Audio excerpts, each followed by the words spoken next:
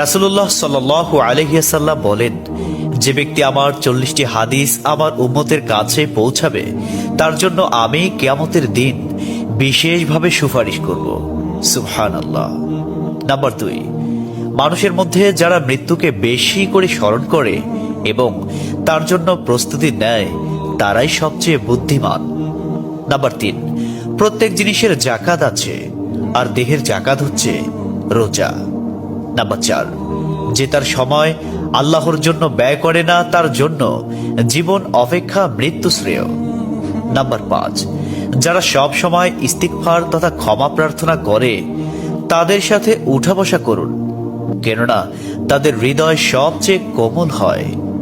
Number 6, তুমি যত সিজদা দিবে আল্লাহ তত গুনাহ তোমার মাফ করে দিবেন। সুবহানাল্লাহ। নাম্বার 7, সূরা ফাতিহা প্রায় 1000